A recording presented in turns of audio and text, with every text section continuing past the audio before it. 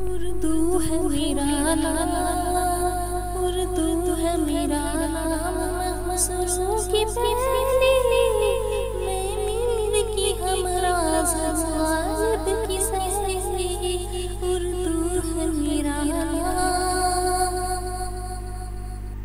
السلام علیکم ورحمۃ اللہ وبرکاتہ۔ آپ دیکھ رہے ہیں آپ کا اپنا پسندیدہ چینل اردو لٹریچر۔ آپ سبھی کا آپ کے اپنے پسندیدہ چینل اردو لٹریچر پہ خیر مقدم ہے۔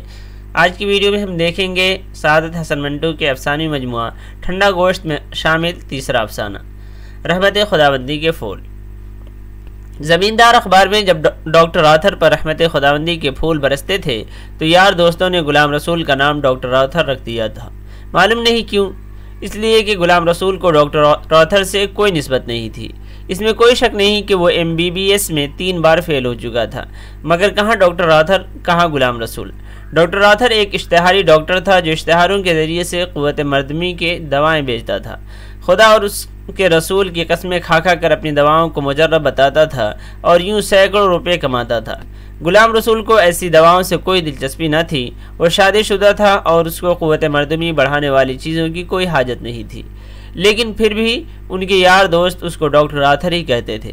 اس کا کایا پلٹ کو اس نے تسلیم کر لیا تھا، اس لیے کہ اس کے علاوہ اور کوئی چارہ ہی نہیں تھا۔ اس کے دوستوں کو یہ نام پسند آ گیا تھا اور یہ ظاہر ہے کہ غلام رسول کے مقابلے میں ڈاکٹر راتھر کہیں زیادہ ماڈرن ہے۔ اب غلام رسول کو ڈاکٹر راتھر ہی کے نام سے یاد کیا جائے گا، اس لیے کہ زبان خلق کو نقار خدا سمجھنا چاہیے۔ ڈاکٹر راتھر میں بے شمار خوبیاں تھیں۔ سب سے بڑی خوبی اس میں یہ تھی کہ وہ ڈاکٹر نہیں تھا اور نہ بننا چاہتا تھا۔ وہ ایک اطاعت مند بیٹے کی طرح اپنے ماں باپ کی خواہش کے مطابق میڈیکل کالج میں پڑھتا تھا، اتنے عرصے سے کہ اب کالج کی عبارت اس کی زندگی کا ایک جز بن گئی تھی۔ وہ یہ سمجھنے لگا تھا کہ کالج اس کے کسی بزرگ کا گھر ہے جہاں اس کو ہر روز سلام عرض کرنے کے لیے جانا پڑتا ہے۔ اس کے والدین مصر تھے کہ وہ ڈاکٹری پاس کرے۔ اس کے والد کو یقین تھا کہ وہ ایک کامیاب ڈاکٹر کی صلاحیت رکھتا ہے۔ اپنے بڑے لڑکے کے متعلق مولوی صباح الدین نے اپنی بیوی سے پیشن گوئی کی تھی کہ وہ بیرسٹر ہوگا۔ چنانچہ جب اس کو LLB پاس کرا کے لندن بھیجا گیا تو بیرسٹر بن کر ہی آیا۔ یہ الگ بات ہے کہ اس کی پریکٹس دوسرے بیرسٹروں کے مقابلے میں بہت ہی کم تھی۔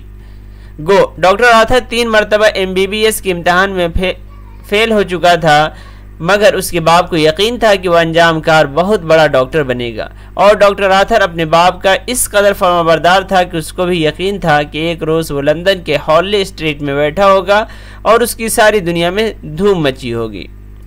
ڈاکٹر راتھر میں بے شمار خوبیاں تھیں۔ ایک خوبی یہ بھی تھی کہ سادہ لہو تھا، لیکن سب سے بڑی برائی اس میں یہ تھی کہ پیتا تھا اور اکیلا پیتا تھا۔ شروع میں تو اس نے بہت کوشش کی کہ اپنے ساتھ کسی اور کو نہ پلائے، لیکن یار دوستوں نے اس کو تنگ کرنا شروع کر دیا۔ ان کو اس کا ٹھکانہ معلوم ہو گیا۔ سوائے بار میں شام کو 7 بجے پہنچ جاتے، مجبوراً ڈاکٹر راتھر کو انہیں اپنے ساتھ پلانا پڑتی۔ یہ لوگ اس کا گن گاتے، اس کے مستقبل کے متعلق بڑی حوصلہ افزا باتیں کرتے۔ راتھر نشے کی ترنگ میں بہت خوش ہوتا اور اپنی جیب خالی کر دیتا۔ 5 مہینے اسی طرح گزر گئے۔ اس کو اپنے باپ سے 200 روپے ماہوار ملتے تھے۔ رہتا الگ تھا، مکان کا کرایہ 20 روپے ماہانہ تھا۔ دن اچھے تھے، ورنہ راتھر کی بیوی کو فاقے کھینچنے پڑتے، لیکن پھر بھی اس کا ہاتھ تنگ ہو گیا، اس لیے کہ راتھر کو دوسروں کو پلانا پڑتی تھی۔ ان دنوں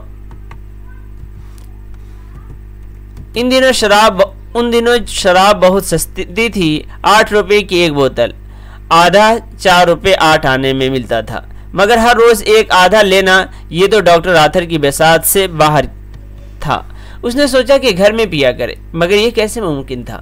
اس کی بیوی فوراً طلاق لے لیتی۔ اس کو معلوم ہی نہیں تھا کہ اس کا خاوند شراب کا عادی ہے۔ اس کے علاوہ اس کو شرابیوں سے سخت نفرت تھی۔ نفرت ہی نہیں، ان سے بہت خوف آتا تھا۔ کسی کی سرخ آنکھیں دیکھتی تو ڈر جاتی۔ ہائے ڈاکٹر صاحب، کتنی ڈراؤنی آنکھیں تھیں اس آدمی کی، ایسا لگتا تھا کہ شرابی ہے۔ اور تو ڈاکٹر راتھر دل ہی دل میں سوچتا کہ اس کی آنکھیں کیسی ہیں، کیا پی کر آنکھوں میں سرخ ڈورے آتے ہیں؟ کیا اس کی بیوی کو اس کی آنکھیں ابھی تک سرخ نہیں सुर्ख नज़र नहीं आई? कब तक उसका राज राज रहेगा? मुंह से बू तो ज़रूर आती होगी। क्या वजह है कि उसकी बीवी ने कभी नहीं सूंघी? फिर वो ये सोचता, नहीं, मैं बहुत एहतियात बरतता हूँ। मैंने हमेशा मुंह परे करके उसे बात की। एक दफ़ा उसने पूछा था कि आपकी आंख आज सुर्ख क्यों है, तो मैंने उससे कहा था धूल पड़ गई है। इस तरह एक बार उसने दरियाफ्त किया था ये बू कैसी है, तो मैंने ये कहकर टाल दिया था कि आज सिगार पिया था, बहुत बू होती है कम वक्त में। डॉक्टर आर्थर अकेले पीने का आदी था, उसको साथी नहीं चाहिए थे, वो कंजूस था। उसके अलावा उसकी जेब भी इजाज़त नहीं देती थी कि वो दोस्तों को बुलाए। उसने बहुत सोचा कि ऐसी तरकीब क्या हो सकती है कि सांप भी मर जाए और लाठी भी न टूटे, यानी ये मसाला कुछ इस तरह हल हो कि वो घर में पिया करे जहां उसके दोस्तों को शिरकत करने की जुर्रत नहीं हो सकती थी। डॉक्टर राथर पूरा डॉक्टर तो नहीं था, लेकिन उसको डॉक्टरी की चंद चीज़ों का इल्म ज़रूर था। वो इतना जानता था कि दवाएं बोतलों में डालकर दी जाती है और उन पर अक्सर ये लिखा होता है शेक द बोतल बिफोर यूज़। उसने इतने इल्म पर अपनी तरकीब की दीवारें इस्तवार की। आखिर में बहुत सोच विचार के बाद उसने ये सोचा कि वो घर ही में पिया करे, सांप भी मर जाएगा और लाठी भी नहीं टूटेगी। वो दवा की बोतल में शराब डलवा कर घर रख देगा, बीवी से कहेगा कि उसके सर में दर्द है और उसके उस्ताद डॉक्टर सैयद रमज़ान अली शाह ने अपने हाथ से ये नुस्खा दिया है और कहा है कि शाम को हर 15 मिनट के बाद एक खुराक पानी के साथ पिया करे, इंशाअल्लाह शिफा हो जाएगी। ये तरकीब तलाश करने पर डॉक्टर आर्थर बेहद खुश हुआ। अपनी ज़िंदगी में पहली बार उसने यूँ महसूस किया जैसे उसने एक नया अमेरिका दरियाफ्त कर लिया है। चुनांचे सही सुबह सवेरे उठकर उसने अपनी बीवी से कहा, नसीमा आज मेरे सर में दर्द है।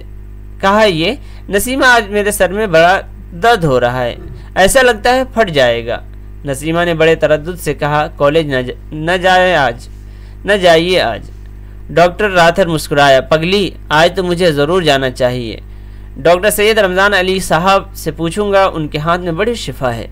हाँ ज़रूर जाइए, मेरे मुतालिक भी उनसे बात कीजिएगा। नसीमा को सैलान रहम की शिकायत थी जिससे डॉक्टर आर्थर को कोई दिलचस्पी नहीं थी, मगर उसने कहा हाँ बात करूँगा, मगर मुझे यकीन है कि वो मेरे लिए कोई निहायत ही कड़वी और बदबूदार दवा तजवीज़ कर देंगे। एक आप खुद डॉक्टर हैं, दवाएं मिठाइयाँ तो नहीं होती, ठीक है, लेकिन बदबूदार दवाओं से मुझे नफरत है। आप देखिए तो सही कैसी दवा देते हैं, अभी से क्यों ऐसी राय कायम कर रहे हैं आप? अच्छा कहकर डॉक्टर आर्थर अपने सर को दबाता कॉलेज चला गया। शाम को दवा की बोतल में विस्की डलवा कर ले आया और अपनी बीवी से कहा कि मैंने तुमसे कहा था ना कि डॉक्टर सैयद रमज़ान अली शाह ज़रूर कोई ऐसी दवा लिखेंगे जो बेहद कड़वी और बदबूदार होगी। लो ज़रा इसे सूंघो। बोतल कारक उतार कर उसने बोतल का मुंह अपनी बीवी के नाक के साथ लगा दिया। उसने सूंघा और एकदम नाक हटाकर कहा, बहुत वाहियात सी बू है, अब ऐसी दवा कौन पिए? नहीं आप ज़रूर पिएंगे। सर का दर्द कैसे दूर होगा? हो जाएगा अपने आप कैसे दूर होगा? यही तो आपकी बुरी आदत है, दवा लाते हैं मगर इस्तेमाल नहीं करते। ये भी कोई दवा है? ऐसा लगता है जैसे शराब है। आप तो जानते ही हैं कि अंग्रेज़ी दवाओं में शराब हुआ करती है, लानत है ऐसी दवाओं पे। डॉक्टर आर्थर की बीवी ने खुराक के निशान देखे और हैरत से कहा, ये इतनी बड़ी खुराक? डॉक्टर आर्थर ने बुरा सा मुंह बनाया, यही तो मुसीबत है। आप मुसीबत ना कहें, अल्लाह का नाम लेकर पहली खुराक पिए। पानी कितना डालना है? डॉक्टर आर्थर ने बोतल अपनी बीवी के हाथ से ली और मसनूई तौर पर बादल नाखास्ता कहा, सोडा मंगवाना पड़ेगा, अजीब व गरीब दवा है, पानी नहीं सोडा। ये सुनकर नसीमा ने कहा, सोडा इसलिए कहा होगा कि आपका मैदा ख़राब है। खुदा मालूम क्या ख़राब है। ये कहकर डॉक्टर आर्थर ने एक खुराक गिलास में डाली। भाई खुदा की कसम मैं नहीं पीऊँगा। बीवी ने बड़े प्यार से उसके कंधे पर हाथ रखा। नहीं पी जाइए, नाक बंद कर लीजिए, मैं इसी तरह फ्योर मिक्सचर पिया करती हूँ। डॉक्टर आर्थर ने बड़े नखरों के साथ शाम का पहला पिया। बीवी ने उसको शाबाशी दी और कहा, 15 मिनट के बाद दूसरी खुराक, खुदा के फजल करम से दर्द यूं चुटकियों में दूर हो जाएगा। डॉक्टर आर्थर ने सारा ढोंग कुछ ऐसे खुलूस से रचा था कि उसको महसूस ही नहीं हुआ कि उसने दवा के बजाय शराब पी है।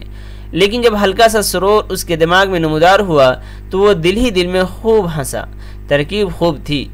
اس کی بیوی نے عین 15 منٹ کے بعد دوسری خوراک گلاس میں اڈیلی، اس میں سوڈا ڈالا اور ڈاکٹر راتھر کے پاس لے آئی۔ یہ لیجئے دوسری خوراک، کوئی ایسی بری بو تو نہیں ہے؟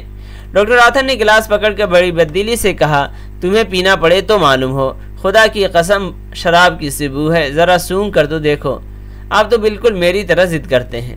نسیمہ خدا کی قسم ضد نہیں کرتا، ضد کا سوال ہی کہاں پیدا ہوتا ہے، لیکن خیر ٹھیک ہے۔ یہ کہہ کر ڈاکٹر راتھر نے گلاس منہ سے لگایا اور شام کا دوسرا پیک گٹا گٹ چڑھا گیا۔ 3 خوراکیں ختم ہو گئیں۔ ڈاکٹر راتھر نے کسی قدر افاقہ محسوس کیا، لیکن دوسرے روز سر میں درد عود کر لوٹ آئی، دوبارہ درد شروع ہو گیا۔ ڈاکٹر راتھر نے اپنی بیوی سے کہا، ڈاکٹر سید رمضان علی شاہ نے کہا ہے کہ یہ مرض آہستہ آہستہ دور ہوگا، لیکن دوا کا استعمال برابر جاری رہنا چاہیے۔ خدا معلوم کیا نام لیا تھا انہوں نے بیماری کا، کہا تھا معمولی سر کا درد ہوتا تو 2 خوراک کو ہی سے دور ہو جاتا، مگر تمہارا کیس ذرا سیریس ہے۔ یہ سن کر نسیمہ نے تردد سے کہا، تو آپ کو دوا اب باقاعدہ پینی پڑے گی؟ میں نہیں جانتا، تم وقت پر دے دیا کرو گی تو قہر درویش بر جان درویش پی لیا کروں گا۔ نسیمہ نے 1 خوراک سوڈے میں ملا کر کے حل کر کے اس کو دی۔ اس کی بو ناک میں گھسی تو متلی آنے لگی، مگر اس نے اپنے خاوند پر کچھ ظاہر نہ ہونے دیا، کیونکہ اس کو ڈر تھا کہ وہ پینے سے انکار کر دے گا۔ ڈاکٹر راتھر نے 3 خوراکیں اپنی بیوی کے بڑے اصرار پر پیں۔ وہ بہت خوش تھی کہ اس کا خاوند اس کا کہاں مان رہا ہے، کیونکہ بیوی کی بات ماننے کے معاملے میں ڈاکٹر بہت بدنام تھا۔ کئی دن گزر گئے، خوراکیں پینے اور پلانے کا سلسلہ چلتا رہا۔ ڈاکٹر راتھر بڑا مسرور تھا کہ اس کی ترکیب سود مند ثابت ہوئی۔ اب اسے دوستوں کا کوئی خدشہ نہیں تھا۔ ہر شام گھر میں میسر ہوتی، 1 خوراک پیتا اور لیٹ کر کوئی افسانہ پڑھنا شروع کر دیتا۔ دوسری خوراک عین 15 منٹ کے بعد اس کی بیوی تیار کر کے لے آتی۔ اسی طرح تیسری خوراک اس کو بن مانگے مل جاتی۔ ڈاکٹر راتھر بے حد مطمئن تھا۔ اتنے دن گزر جانے پر اس کے اور اس کی بیوی کے لیے دوا کا سلسلہ ایک معمول ہو گیا تھا۔ ڈاکٹر راتھر اب ایک پوری بوتل لے آیا تھا۔ اس کا لیبل وغیرہ اتار کر اس نے اپنی بیوی سے کہا تھا، کیمسٹ میرا دوست ہے، اس نے مجھ سے کہا آپ ہر روز 3 خوراکیں لیتے ہیں، دوا آپ کو یوں مہنگی پڑتی ہے، پوری بوتل لے جائیے۔ اس میں سے چھوٹی نشانوں والی بوتل میں ہر روز 3 خوراکیں ڈال لیا کیجیے، بہت سستی پڑے گی اس طرح آپ کو یہ دوا۔ یہ سن کر نسیمہ کو خوشی ہوئی کہ چلو بچت ہو گئی۔ ڈاکٹر راتھر بھی خوش تھا کہ اس کے کچھ پیسے بچ گئے، کیونکہ روز نہ 3 پیک لینے میں اسے زیادہ دام دینے پڑتے تھے اور بوتل 8 روپیوں میں مل جاتی تھی۔ کالج سے فارغ ہو کر ڈاکٹر راتھر ایک دن گھر آیا تو اس کی بیوی لیٹی ہوئی تھی۔ ڈاکٹر راتھر نے اسے کہا، نسیمہ کھانا نکالو، بہت بھوک لگی ہے۔ نسیمہ نے کچھ عجیب سے لہجے میں کہا، کھانا؟ کیا آپ کھانا کھا نہیں چکے؟ نہیں تو؟ نسیمہ نے ایک لمبی نہیں کہی۔ آپ کھانا کھا چکے ہیں، میں نے آپ کو دیا تھا۔ ڈاکٹر راتھر نے حیرت سے کہا، کب دیا تھا؟ میں ابھی کالج سے آ رہا ہوں۔ نسیمہ نے ایک جمائی لی، جھوٹ ہے، آپ کالج تو گئے ہی نہیں۔ ڈاکٹر راتھر نے سمجھا نسیمہ مذاق کر رہی ہے، چنانچہ مسکرایا، اٹھو چلو کھانا نکالو، سخت بھوک لگی ہے۔ نسیمہ نے ایک اور لمبی نہیں کہی، آپ جھوٹ بولتے ہیں، میں نے آپ کے ساتھ کھانا کھایا تھا۔ کب؟ حد ہو گئی، چلو اٹھو مذاق نہ کرو۔ یہ کہہ کر ڈاکٹر راتھر نے اپنی بیوی کا بازو پکڑا۔ خدا کی قسم میرے پیٹ میں چوہے دوڑ رہے ہیں۔ نسیمہ کھلکھلا کر ہنسی۔ چوہے؟ آپ یہ چوہے کیوں نہیں کھاتے؟ ڈاکٹر راتھر نے بڑے تعجب سے پوچھا، کیا ہو گیا ہے تمہیں؟ نسیمہ نے سنجیدگی اختیار کر کے اپنے ماتھے پر ہاتھ رکھا اور اپنے خاوند سے کہا، میں سر میں درد تھا میرے، آپ کی دوا کی 2 خوراکیں پی ہیں۔ چوہے بہت ستاتے ہیں، ان کو مارنے والی گولیاں لے آئیے۔ کھانا نکالتی ہوں کھانا۔ ڈاکٹر راتھر نے اپنی بیوی سے صرف اتنا کہا، تم سو جاؤ، میں کھانا کھا چکا ہوں۔ نسیمہ زور سے ہنسی، میں نے جھوٹ تو نہیں کہا تھا۔ ڈاکٹر راتھر نے جب دوسرے کمرے میں جا کر مختلف حالت میں زمیندار کا تازہ پرچہ کھولا تو اس کو ایک خبر کی سرخی نظر آئی، ڈاکٹر راتھر پر رحمت خداوندی کے پھول۔ اس کے نیچے یہ درج تھا کہ پولیس نے اس کو دھوکہ دہی کے سلسلے میں گرفتار کر لیا ہے۔ غلام رسول اور ڈاکٹر راتھر نے یہ خبر سن کر یوں محسوس کیا کہ اس پر رحمت خداوندی کے پھول برس رہے ہیں۔ یہ افسانہ سعادت حسن منٹو نے 25 جولائی 1950 کو لکھا تھا۔ یہ افسانہ ختم ہوتا ہے۔ اللہ حافظ۔